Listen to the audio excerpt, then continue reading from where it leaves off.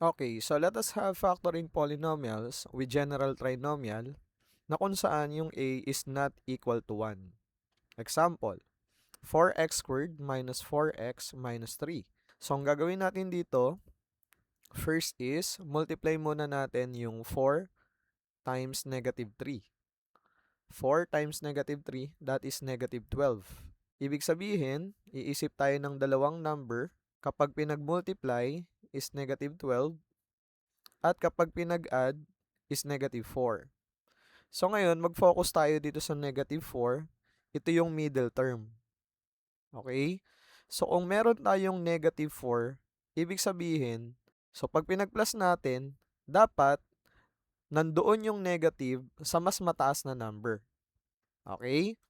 So yung una, 1 plus negative 5. That is negative 4. Pangalawa, 2 plus negative 6. That is negative 4. So, mapapansin natin dito, kung yung 2 at negative 6, kapag pinag-multiply natin, that is negative 12. So, what does it mean? Yung dalawang number na hinahanap natin are 2 and negative 6. Ganito yung gagawin natin. Gagawa tayo ng box. Okay?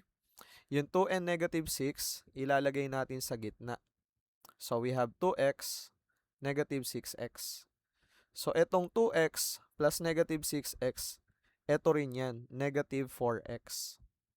So, ngayon, mag-focus tayo dito sa negative 3 kasi mas madaling hanapin yung factors ng negative 3. Di ba 1 and 3 yan? Kaya lang, dahil negative siya, ibig sabihin, kailangan yung isa dyan ay negative. Tama? So, therefore, we have 1 times negative 3. 1 times negative 3, negative 3. So, ngayon, dito naman tayo. Ano yung nawawala rito na kapag minultiply sa 1, ang sagot is 2x. That is 2x. O, dito tayo sa baba. Ano naman yung nawawala dito na kapag minultiply sa negative 3 ay negative 6? That is 2x. O, tignan nyo to.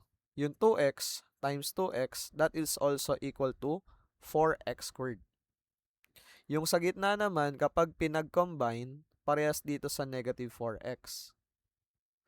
Yung dito naman, sa 1 and negative 3, kapag pinag-multiply, kailangan parehas naman sa negative 3. Okay? And because of that, itong dalawang to, that becomes 2x plus 1. Itong dalawang to, that becomes 2x minus 3. That means, ito yung factored form ng 4x squared minus 4x minus 3.